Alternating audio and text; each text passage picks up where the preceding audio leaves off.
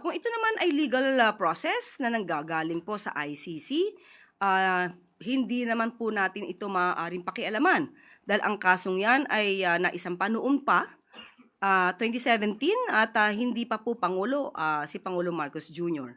So kung dadaan sa proseso, yan naman po ang nais ng pamahalang ito.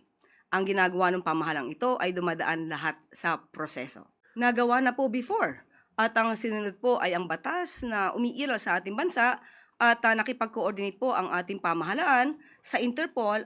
Kaya po naipadala ang dating Pangulong Duterte sa dahig. Kung ang pagsisilbi po nito, ang sisilbihan ay ang hustisya. Ang pagsisilbi ng hustisya ay hindi naman po dapat na maging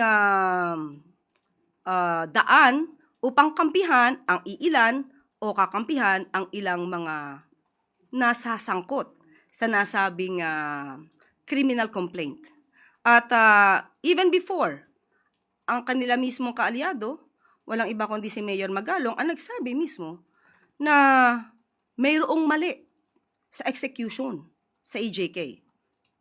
Si Mayor Magalong na nagsilbing oversight committee head ang umamin na maraming naging patayan na hindi nararapat.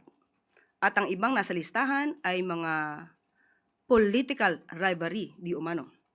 At ito ay maling-mali. So kung mismong isang Duterte supporter nagsasabing mali ang nagawang EJK, hindi po ba dapat na lamang na maimbestigahan po talaga kung sino dapat na managot? Di po dapat i-encourage ni Numan na magkagulo kung nagsisilbi lamang po ng valid warrant of arrest. Muli, ang kaso na isinampa, kung meron naman pong batayan, ay dapat lamang po madinggin.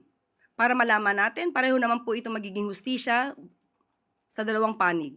Hustisya sa mga di umanong naging biktima ng EJK, ng extrajudicial killings, at ito ay magsisilbi ring hustisya para doon sa naaakusahan kung mapapakita niyang wala naman siyang kinalaman at wala siyang kasalanan, maaaring magkaroon ng acquittal sa nasabing kaso.